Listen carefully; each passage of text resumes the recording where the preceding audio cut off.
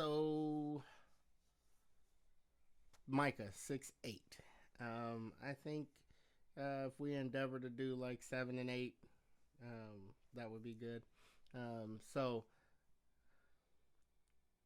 Micah 6, 7, and 8.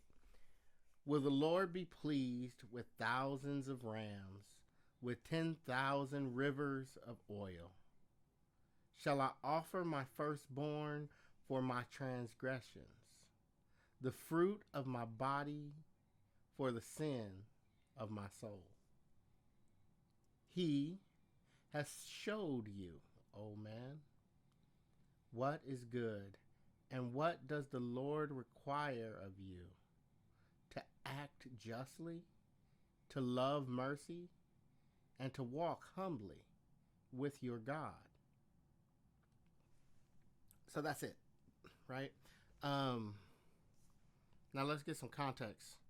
I kind of geeked out because I got to pull out some of my favorite study books um, that kind of pack context and historical context, not recent history, not Christian history, or what's kind of referred to when we talk about church history. You know, we kind of talk about the Reformation, or or we go back to kind of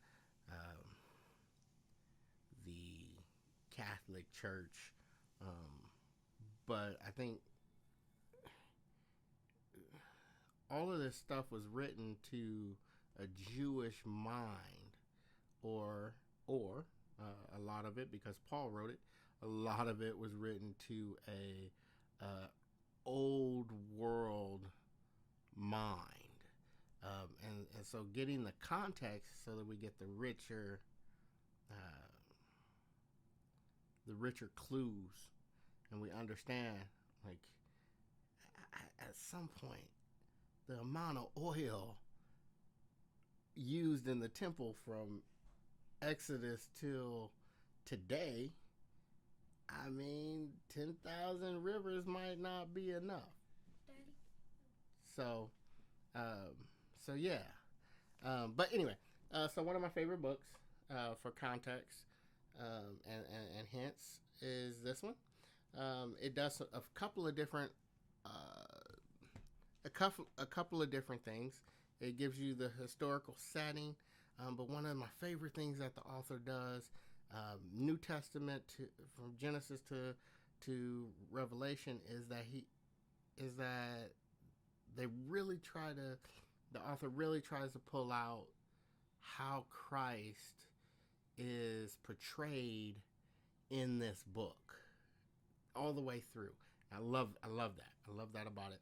And then my other favorite is that one, just to give some more context, clues, and hints.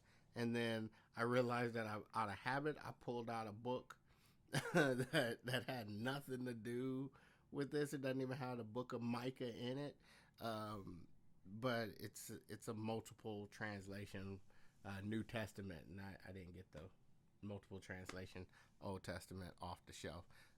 It's just funny. I think I did it out of habit because those are the books that are bunched together. Anyway, so history. Micah is in the slew of prophets, and honestly, the people of Israel have had everything from the judges to prophets to kings to try to get them on track. Right? God sees what they're doing. He picks a person and he says, "Hey, this is what's going on. This is what's the grievance. This is what's grieving me, and this is what I require. This is the standard, and this is what's going to happen if they don't turn it around." And he just does that. He over and over and over. And Micah is kind of in the time of Hosea and Isaiah. That would be his kind of time frame with the people of Israel. They would have been split into the northern and southern kingdoms. You would have Jerusalem and Israel. Samaria would have been the capital to the north, and Jerusalem to the south, and Judea. All right. But his book, his case, is made to all of Israel, to both, to the one nation that's split, right? And the grievance that we find with him, and remember, this is Old Testament, right? But the grievance that God is declaring against these people, part of the grievance, is social. Like, you had part of the case against people is that you had the rich ruling class devising schemes, and the book says this. This isn't my interpretation. The book talks about devising schemes to take the land of the poor. Like, that's in the book. Like, not just JC, like, oh, I read it and this is my interpretation. No, that's what God is saying to Micah, to the people, right? Like, that's the grievance, or part of the grievance, is that they're not doing justly, and that's why he comes back and he says, love justice, right? Like, do justly, right? Like, love mercy, right? Like, these are things that you aren't doing that God requires, and you're not doing it. So to act justly. So act justly. God is just. Act justly. Don't cheat people. Do, these heart issues that we've kind of wrapped up into some social justice, right? But, like, social justice was on God's mind 400 years before there was the New Testament life, right? Because Micah's Old Testament.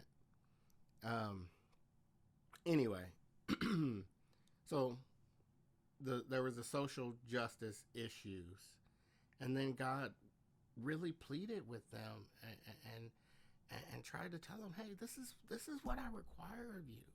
Like, all of that, you're not gonna give me your firstborn sons, like, and the you're gonna keep going to temple, but come on, is the oil, the offering, is the burnt offering, are these things really what I want? And do they really please me? Stop being, wow, I don't want to say religious. So there's this word that we talked about in worship team a while back, and we talked about how we wanted to be a liturgical people, where the ministry sprung out of the people and not a people of litany, right? And litany is what they're describing here. The sacrifices, the acts of ritual, right? These redundant acts that you got to keep doing over and over again that God really doesn't care about, and I'm not trying to pull it out too much and say that we're doing a whole bunch of things. That's not what I'm saying. I'm just saying the book says burnt offerings and yearly calves and 1,000 rams and firstborn sons, and yeah, like, that don't please God.